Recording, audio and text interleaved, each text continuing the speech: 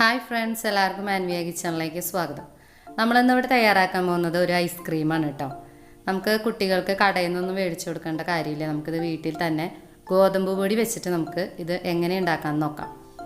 അതിന് മുന്നായിട്ട് നിങ്ങൾ ഈ ചാനൽ സബ്സ്ക്രൈബ് ചെയ്തിട്ടില്ലെങ്കിൽ സബ്സ്ക്രൈബ് ചെയ്യാൻ മറക്കരുത് കേട്ടോ. നമുക്കിത് എങ്ങനെ ഉണ്ടാക്കണമെന്ന് നോക്കാം.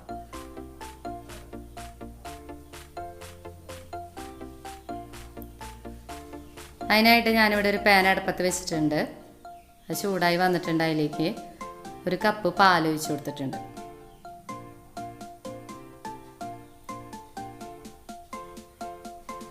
നമുക്ക് ഐസ്ക്രീം ഉണ്ടാക്കുമ്പോൾ മധുരത്തിനനുസരിച്ച് നമുക്ക് പഞ്ചസാര ഇട്ട് കൊടുക്കാം. ഞാനിവിടെ ഈ കപ്പിൽ തന്നെ 1/2 കപ്പ് പഞ്ചസാര എടുത്തിട്ടുണ്ട്.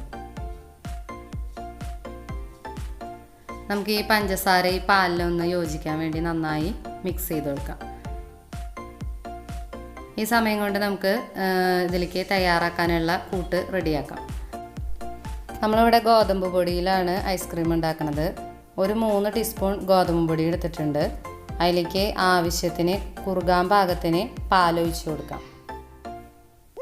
പാലിൻ്റെ അളവ് പറയാൻ പറ്റില്ല, കാരണം എന്ന് വെച്ചാൽ നമുക്ക് ഈ 3 ടീസ്പൂൺ കുറുകാനായിട്ടുള്ള പാലാണ് വേണ്ടത്. നന്നായി കട്ടയൊന്നുമില്ലാതെ നന്നായി ഉടച്ചെടുക്കാം. നന്നായി കുറുകി വന്നിട്ടുണ്ട് കേട്ടോ. അത് ഇനി നമുക്ക് നമ്മുടെ പാൽ ഇവിടെ ചൂടായിട്ടുണ്ടല്ലോ, അതിലേക്ക് നമുക്ക് ഈ കുറുക്ക് ഒഴിച്ചു കൊടുക്കാം.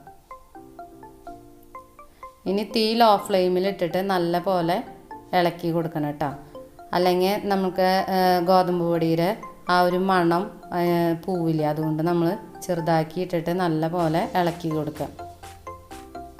നമുക്കിതൊരു കുറുക്ക് രൂപത്തിലാക്കി എടുക്കണം.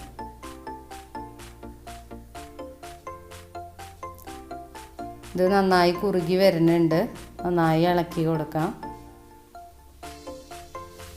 നന്നായി കുറുകി വന്നിട്ടുണ്ട്. ഇനി നമുക്ക് തീ ഓഫ് ചെയ്തിട്ട് ഇത് ചൂടാറാൻ വയ്ക്കാം.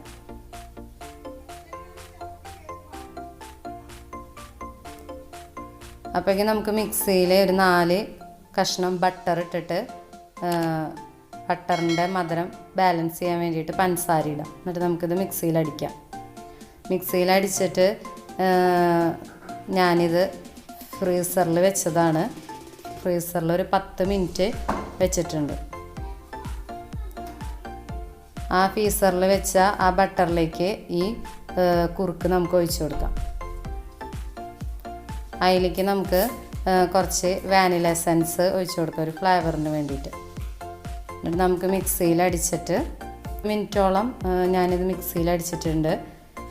അപ്പോൾ ഈ ഒരു പരിവാണ് കിട്ടിയത്. നമുക്കിനി ഇതൊരു പാത്രത്തിലേക്ക് ഫ്രീസറിൽ വെക്കാൻ, കട്ട പിടിക്കാൻ വേണ്ടിയിട്ട് ഫ്രീസറിൽ വെക്കാനായിട്ട് ഒരു 3-4 മണിക്കൂർ ഫ്രീസറിൽ വെക്കണം.